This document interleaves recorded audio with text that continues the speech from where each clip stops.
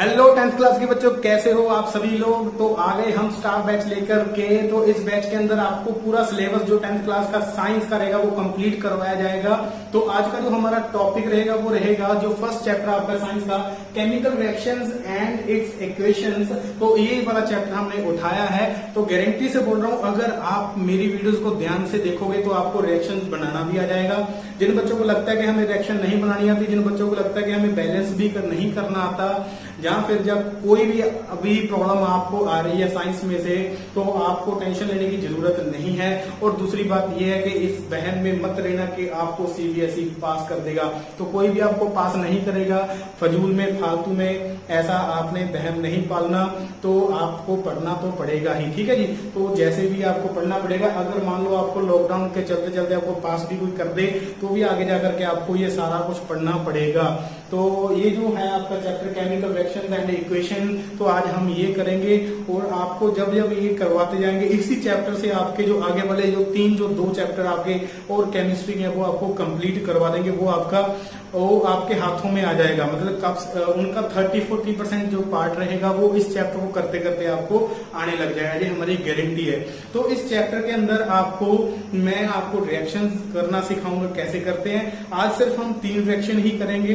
जो 3 रिएक्शन के साथ आपको थोड़ा बहुत समझ आएगा, वैसे पूरा फुल समझ आ जाएगा। तो आपने कॉपी पेन लेकर के बैठना है। तो जब भी आपको कोई रिएक्शन लिखवाता हूं तो आपने लिखना है, नोट्स बनाते रहना। तो ये आपके आगे फर्दर जाकर के काम आएंगे। तो हमारी जो फर्स्ट रिएक्शन रहेगी, ज्यादा टाइम ना वेस्ट करते हुए तो आपको रिएक्शन करवा रहा हूं। लेकिन रिएक्शन करने से पहले मैं आपको बोलना चाहता हूं कि हमारा चैनल लाइक, सब्सक्राइब और शेयर कर दो।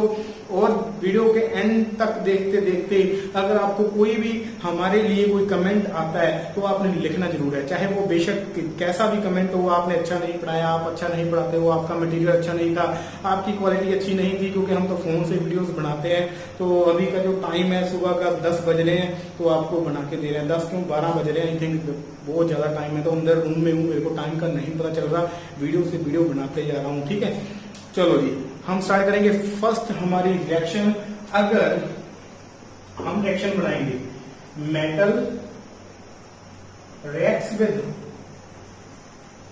हम बनाएंगे ऑक्सीजन के साथ। ये हमारी first reaction, metal reacts with oxygen. अगर मेटल ऑक्सीजन के साथ रिएक्ट करेगी तो क्या होगा, तो रिएक्शन कैसे बनाएंगे। और आपको बताना चाहता हूँ रिएक्शन बनाने का फॉर्मेट आपको बता देता हूँ, इजी रहेगा। आपने ऐसे फॉर्मेट बनाना होता है। मान लो पेपर में अगर मेटल का ऑक्सीजन के साथ रिएक्ट लिखो तो आप क्या लिखोगे। देखो, मान लो आपने लिख लिया फर्स्ट स्टेप, आप स्टेप के साथ लिखो, आपको रिएक्शन इजी हो जाएगी। गारंटी से बोल रहा हूँ, आपको कोई भी ऐसे नहीं करवाएगा। आपका क्या लिखोगे, आप मेटल प्लस ऑक्सीजन आपने ऐसा लिखा, और आपको नहीं पता कि आगे जाकर के क्या बनेगा। लेकिन क्या बनेगा क्या नहीं बनेगा, अब रिएक्शन का आपको छोटा या एक फॉर्मेट बताना चाहता हूं। जब ये एरो लगाते हो, इसका एरो का मतलब ये होता है, कई बच्चे इक्वल टू लगा देते हैं इस तरीके से, तो ऐसे नहीं लगाते बेटा। आपको बता रहा हूँ, ये इक्वल टू का साइन ऐसा नहीं करना होता कभी भी। ये एरो का बहुत बड़ा महत्व है क्या, कि 2 चीजों को या 3 को या 10 को या 20 को या 1000 चीजों को मिला करके क्या बना आगे जाकर के, ये एरो रिप्रेजेंट करता है। तो एरो ये बता रहा है कि आगे जाकर के क्या बना। कुछ चीजों का रिएक्शन होने के लिए जरूरी नहीं है एक चीज होगी, 2 होगी, 3 होगी, 4 होगी, जितनी भी हो सकती हैं, उन सभी का आपस में मिक्स होकर के रिएक्ट होकर के क्या बनेगा, वो ये एरो रिप्रेजेंट करता है। तो आगे एरो से ये पीछे वाली जो चीजें होती हैं, ये जो पीछे वाली चीजें होती है जो रिएक्ट करती हैं, इनको हम रेक्टेंट्स बोलते हैं। क्या बोलते हैं, रेक्टेंट्स बोलते हैं। ये जो होते हैं एरो से इस वाली साइड पे, लेफ्ट वाली साइड पे अगर मैं बात करूं, ये मेरा लेफ्ट साइड पे आ रहा है। एरो से पहले जो चीजें रिएक्ट करेंगी आपस में, उनको हम क्या बोलेंगे, रिएक्टेंट्स जो रिएक्ट करती हैं, ठीक है। जो रिएक्ट करती हैं, रिएक्ट करने के बाद क्या बनता है, क्या बनेगा, क्या प्रोड्यूस होगा। देखो बात में ही निकल के आ रहा है। जो प्रोड्यूस होगा उसको हम क्या बोलेंगे, प्रोडक्ट, कि ये हमारा प्रोडक्ट बन के आ गया, ठीक है जी।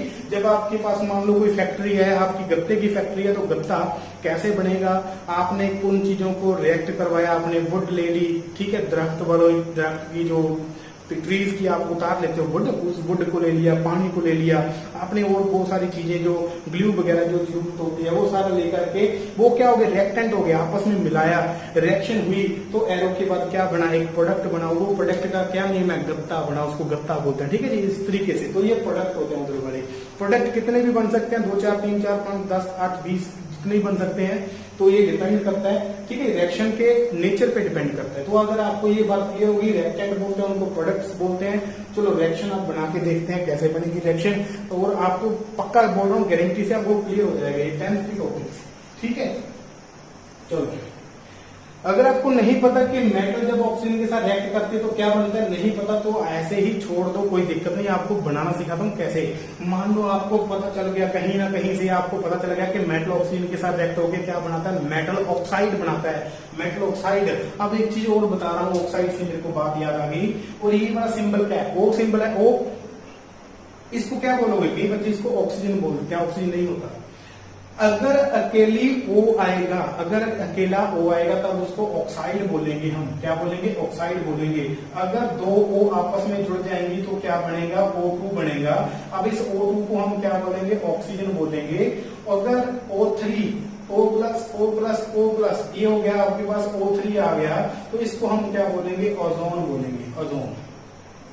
ठीक है जी, बात क्लियर हो गई। अगर अकेली O आ रही है तो हम इसको क्या बोलेंगे, ऑक्साइड बोलेंगे। अगर O 2 बार आ गया, मतलब O को 2 बार ऐड करो तो O2 बन गया, तो हम ऑक्सीजन बोलेंगे। अगर O को 3 बार ऐड करोगे तो आपके पास O3 आ गया, तो इसको हम क्या बोलेंगे, ओजोन बोलेंगे। बात क्लियर हो गई या नहीं क्लियर हो गई। तो इसी तरीके से, तो अगर आपको मान लो कभी पता चल गया कि मेटल ऑक्सीजन के साथ रिएक्ट करके क्या बनाता है, मेटल ऑक्साइड बनाता है, तो आपने यहाँ पे लिख देना है, एक बार तो लिख दो, सिंपल सी बात लिख दो, मेटल ऑक्साइड।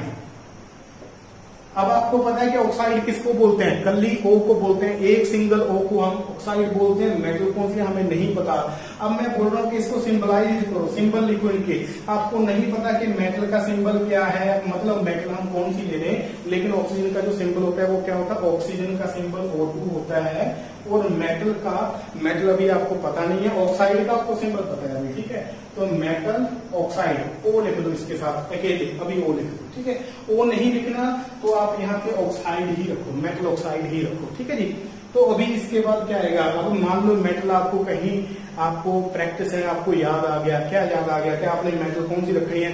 मेटल अपनी मर्जी से नहीं रखना, मेटल वही रखना पड़ेगा जो आपको बुक बता रही है, क्योंकि बुक में मेटल वही रखे गए जो अच्छे तरीके से रिएक्ट करते हैं ऑक्सीजन के साथ, ठीक है जी। तो आप मेटल क्या रखो, आप मेटल रखनी है आपने यहाँ पे मैग्नीशियम, तो यहाँ पे आपने मेटल मैग्नीशियम रख लिया। तो मैग्नीशियम आपका जो सिंबल होता है मैग्नीशियम का, वो होता है Mg। तो इसका नेम क्या रखेंगे, मैग्नीशियम, क्योंकि ये मैग्नीशियम इसका नेम एक्चुअल में होता है। तो मैग्नीशियम इसका नेम है, तो नीचे नेम लिखना बहुत जरूरी है। Mg हो गया, Mg को O2 के साथ रिएक्ट करवाएंगे तो क्या बनेगा, मैग्नीशियम ऑक्साइड बनेगा। मेटल तो आपने मैग्नीशियम ये लिखना है, ऑक्साइड आपका ये रहा। तो आपकी यहाँ पे रिएक्शन हो गई खत्म। जो आपकी एक O बची गई, ये किधर गई, ये एटमोस्फेयर में फ्री हो चुकी है। तो ये थी रिएक्शन। इस तरीके से आप रिएक्शन को लिख सकते हो। अगर आपको समझ में आ गया तो एक बार नोट कर लो कॉपी के ऊपर और दोबारा से फिर देख लो। अगर नहीं समझ में आता फिर हम नेक्स्ट रिएक्शन करते हैं, ठीक है जी। चलो करते हैं नेक्स्ट रिएक्शन। मैं कर रहा हूँ इरेज, हो गया नोट, ठीक है, हो गया नोट।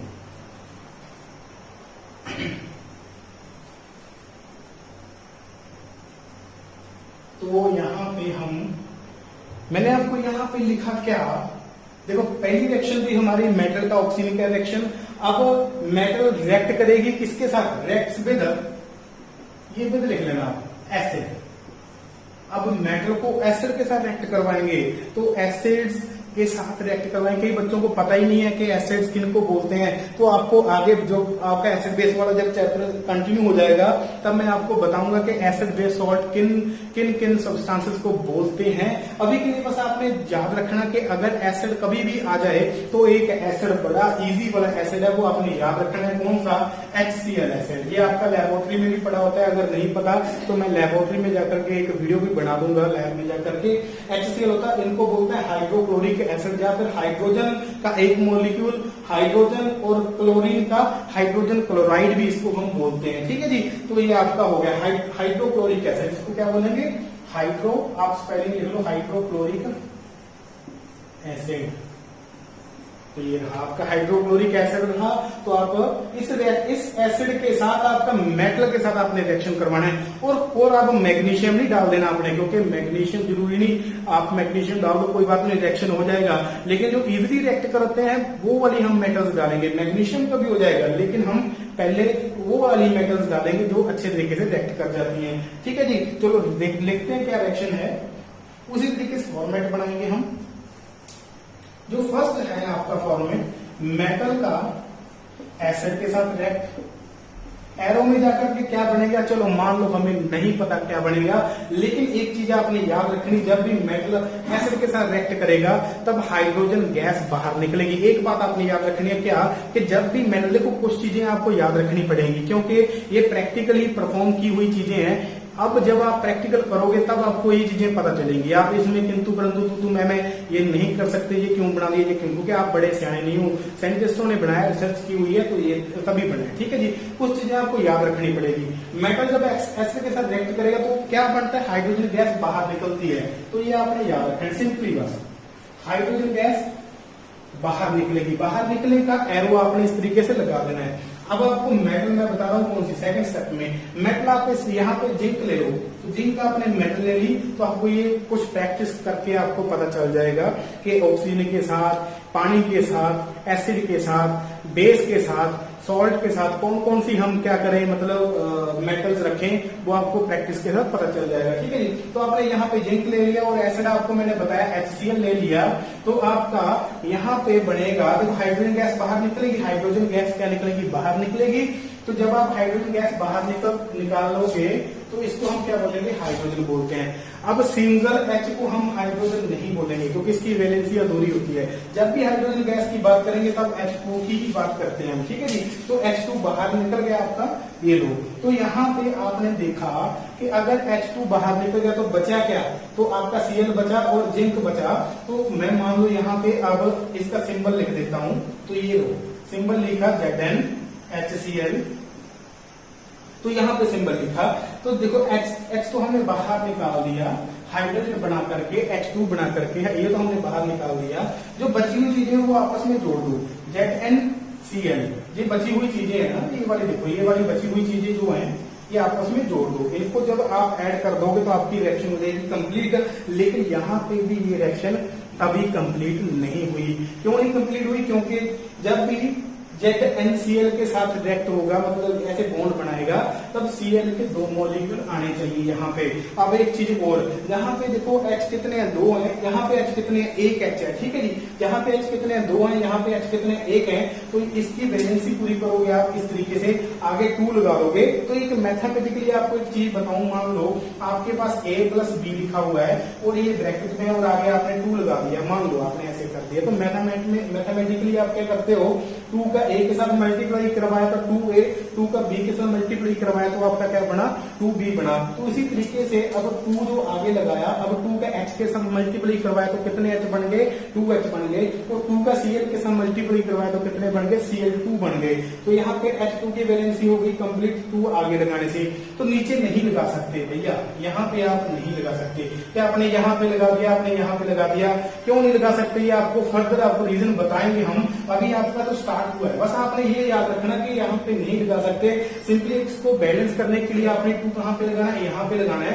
और जो बची हुई चीज है, देखो अब 2 का इसके साथ में मल्टीप्लाई होगा, कितने बनेंगे, ये Cl2 बनेंगे। तो ZnCl2 मैंने यहाँ पे बनाया हुआ है। तो ये इसका नेम क्या है, जिंक क्लोराइड। तो इसका नेम क्या आएगा, जिंक क्लोराइड। जिंक क्लोराइड आ जाएगा, वो हाइड्रोजन गैस बाहर निकल गई, ये जिंक हो गया, ये आपका हाइड्रोक्लोरिक एसिड हो गया, हाइड्रोजन गैस बाहर निकल गई, जिंक क्लोराइड बन गया। अगर आपको ये समझ में आ गया तो आगे चलते हैं और नोट कर लो कॉपी के ऊपर। तो थर्ड आपको रिएक्शन करवाऊंगा, 3 रिएक्शन ही करवाऊंगा, थर्ड आपकी रहेगी, देखते हैं, इसको रेज करेंगे पहले। तो थर्ड रिएक्शन, पहले तो ये बात है कि आपने नोट्स बनाते रहना है, कॉपी के ऊपर लिखते रहा करो ताकि आपको चीज समझ में आ जाए। अब मेटल का पानी के साथ रिएक्ट करवाएंगे, मेटल का वाटर के साथ रिएक्शन, मेटल का वाटर के साथ रिएक्शन। अब पानी के साथ रिएक्शन आपने प्रैक्टिकली लाइफ में, डेली लाइफ में देखते हो, क्या देखते हो कि जो मेटल होती है वो पानी के साथ रिएक्ट कर जाती है तो क्या बनेगा, एक अच्छी ऐसी एक मेटल है जो आपकी पानी के साथ रिएक्ट करके बड़ा अच्छा कंपाउंड बनाती है। जैसे आपको मैं बात करूं, आपने देखा होगा कि लोहे को, आयरन को जंग लग जाती है, आयरन गल जाता है। क्यों गल जाता है, क्योंकि जो लोहा होता है जब पानी के संपर्क में आता है, पानी के कॉन्टेक्ट में आता है, तब एयर भी होती है। एयर के अंदर क्या होता है, ऑक्सीजन मॉलिक्यूल्स होते हैं। इसका मतलब उनको, लोहे को दो चीजें पूरी हो चुकी हैं, एक तो पानी, एक उसका ऑक्सीजन। जब ये दोनों चीजों ऐड हो जाएंगी तब लोहा गलना स्टार्ट हो जाता है। तो देखते कैसे, अब मेटल कौन सी आ गई आपके पास, आयरन आ गया। तो यहाँ पे लिख दो आयरन प्लस वाटर के साथ रिएक्शन, तो आप यहाँ पे लिखो वाटर अब देखो वाटर के अंदर क्या होता है, ऑक्सीजन मॉलिक्यूल भी होता है, मैं आपको पहले ही बता रहा हूँ, ठीक है, ऑक्सीजन मॉलिक्यूल भी होता है। तब यहाँ पे क्या हो जाएगा, रस्टिंग हो जाएगी। रस्टिंग का मतलब जल लग जाएगी। यहाँ से आपने रिएक्शन कर दिया कंप्लीट, तो ठीक है, ऐसे नंबर तो आपको मिलेंगे नहीं। अब इसको सिंबल में भी लिखना है। सिंबल में कैसे लिखोगे, आयरन का सिंबल होता है Fe प्लस वाटर का सिंबल होता है H2O। तो आगे जाकर के क्या बना, अब देखना ध्यान से, जब भी मेटल वाटर के साथ रिएक्ट करती है तब वाटर के अंदर जो प्रेजेंस में होती है ऑक्सीजन, वो ऑक्सीजन उसके साथ रिएक्ट कर जाती है मेटल के साथ। आपको फर्स्ट जो रिएक्शन करवाई थी, क्या करवाई थी, मेटल का ऑक्सीजन के साथ रिएक्शन। तो मेटल जब ऑक्सीजन के साथ रिएक्ट करेगी तो क्या होगा, मेटल ऑक्साइड बनेगा। अब क्या वाटर मॉलिक्यूल में आपको ऑक्साइड नहीं मिल रहा ना, तो इसका मतलब जब मेटल को तो सिंपली क्या है, ऑक्साइड चाहिए, बस कहीं से भी मिल जाएगा आपका, कहीं से भी कॉपर ऑक्साइड ले आओ तो ठीक है, ये तो कॉपर ऑक्साइड, तो कॉपर वैसे भी मेटल ही है, ठीक है। मान लो कहीं से भी आप ऑक्साइड ऐड करवा दो तो मेटल तो करेगी ही करेगी रिएक्ट, ठीक है। अब मेटल के साथ ये हो गया, अब मेटल के साथ क्या करेगा रिएक्ट, ये वाला O, ठीक है, H2 बच गया। अब इसका मतलब हाइड्रोजन गैस इसमें क्या हो रही है, बाहर। इसका मतलब दो चीजें हैं, जब मेटल एसिड के साथ रिएक्ट करेगा तब भी हाइड्रोजन गैस बाहर निकलेगी, जब मेटल पानी के साथ रिएक्ट करेगा तब भी हाइड्रोजन गैस बाहर निकलेगी। ये बात याद रख लो, बस पल्ले बांध लो अपने। और दूसरा, अगर मेटल को, किसी मेटल को ऑक्साइड मिल रहा है तो वो मेटल ऑक्साइड बना लेगा, तो यहाँ पे मेटल ऑक्साइड बन जाएगा, तो रिएक्शन होगी कंप्लीट। इसका मतलब इसको रस्टिंग वाला बोलते हैं, इसको आयरन ऑक्साइड बोलेंगे। ये आयरन हो गया, ये आपका वाटर हो गया, इसको आयरन ऑक्साइड बोलेंगे, जिसको रस्टिंग बोलते हैं। लेकिन जब स्टडी किया गया, जब प्रैक्टिकली स्टडी किया गया, तब रस्टिंग का फॉर्मूला निकल के आया Fe3O4। Fe3O4 मतलब Fe के 3 मॉलिक्यूल, O के 4 मॉलिक्यूल आपस में मिलकर रस्ट करते हैं, रस्ट जल लगवाते हैं, ठीक है। वो जल का जो रस्टिंग का जो फॉर्मूला है, केमिकल फॉर्मूला है, वो ये वाला कॉम्पोजिशन है, ये वाला कॉम्बिनेशन है। तो अगर यहाँ पे मैं ये वाला रख लूं तो इसका मतलब ये अभी स्टेबल नहीं है, अभी ये स्टेबल नहीं है। आप स्टेबल कैसे करेंगे, कैसे स्टेबल करते हैं, कैसे पता चलेगा, वो सारा आगे आपको फर्दर करवाया जाएगा। अभी के लिए बस इतना ही ध्यान में रखो कि जितना मैं आपको करवा रहा हूँ, बस इस चीज को आप माइंड में रखो। धीरे धीरे हर एक चीज का आपका डाउट क्लियर करवाते जाएंगे। अब अगर यहाँ पे मैं रख लूं Fe3O4 तो क्या होगा, अब बैलेंस है, नहीं बैलेंस है, क्यों, क्योंकि यहाँ पे H2 थे, यहाँ पे H2 है, क्लियर। यहाँ पे O कितने आ गए, 4 आ गए, तो यहाँ पे O कितने हैं, एक ही O है। तो अब इसको 4 बनाएंगे, कैसे 4 बनाएंगे, बनाओ। चलो मान लो अगर मैं इसके आगे 4 रख रहा हूं तो क्या बनेगा, अब 4 का इसके साथ मल्टीप्लाई, ये कितने 2, इसके हो गया 8 तो H हो गए। अब 4 का ऑक्सीजन के साथ मल्टीप्लाई, तो ये कितने हो गए, O4 हो गए, तो O की कंप्लीट हो गई वैलेंसी। अब आयरन की देखते हैं, आयरन का क्या होगा, आयरन के आगे 3 लगा दो, इसके नीचे नहीं लगाते 3, ये बताऊंगा क्यों नहीं लगाते। इसका एक बहुत बड़ा महत्व है यहाँ पे और यहाँ पे लगाने का, ठीक है। यहाँ पे लगाने से इनकी वैलेंसी मतलब काउंटिंग बढ़ती है, काउंटिंग बढ़ेगी। यहाँ से लगाने से इनका बॉन्डिंग स्ट्रक्चर जो है वो एक्सप्लेन होता है, ठीक है, बॉन्डिंग स्ट्रक्चर एक्सप्लेन होगा, ये याद रखना बात। तो यहाँ पे 3 मॉलिक्यूल है, हमने आयरन के रख ली, यहाँ पे 3 मॉलिक्यूल आयरन के कंप्लीट हो चुके हैं। यहाँ पे ऑक्सीजन 4 थे, यहाँ पे भी ऑक्सीजन 4 है, क्योंकि अच्छा 4 का ऑक्सीजन के साथ मल्टीप्लाई 4 हो गए कंप्लीट। यहाँ पे H2 थे, लेकिन 4 के साथ मल्टीप्लाई करवाए, कितने बन गए, 8 बन गए। तो यहाँ पे जो वैलेंसी है ये कंप्लीट नहीं हुई, क्योंकि यहाँ पे अब क्या होगा, इसको भी 8 बना दो, इसके आगे 4 लगा दो, क्या वैलेंसी पूरी हुई, हो गई। तो 4 के साथ 2 का मल्टीप्लाई, 8 आपके पास हाइड्रोजन गैस मॉलिक्यूल के मॉलिक्यूल जो हाइड्रोजन गैस के थे वो बाहर निकल चुके हैं। तो इस तरीके से आपने रिएक्शंस करनी है। अगर आपको समझ में आ गई ये तीनों रिएक्शंस, आपने पहले तो कॉपी के ऊपर नोट करना है, जैसे मैं करवा रहा हूं वैसे लिखना है। अगर आपको कोई भी डाउट है तो कमेंट सेक्शन में जाकर के लिख दो, मैं और अच्छे तरीके से और इजी वे में आपको करवा दूंगा, ठीक है जी। वैसे तो आपको, मेरे को लगता है कि समझ में आ जाएगा। कमेंट लिखना बहुत ज्यादा जरूरी है। आज के लिए बस इतना ही, नेक्स्ट वीडियो मिलूंगा और 3 न्यू रिएक्शंस लेकर के, अच्छी सी रिएक्शंस लेकर के, फिर आपका चैप्टर कर देंगे डन। और ये बातें जो बैलेंस करनी, कैसे बैलेंस करते हैं, ये आपको मैंने सिखाया। अगर किसी तरीके को कोई डाउट आता है आपके मन में तो कमेंट में जरूर लिख दो। Thank you so much. Next video में मिलेंगे, सब्सक्राइब कर देना।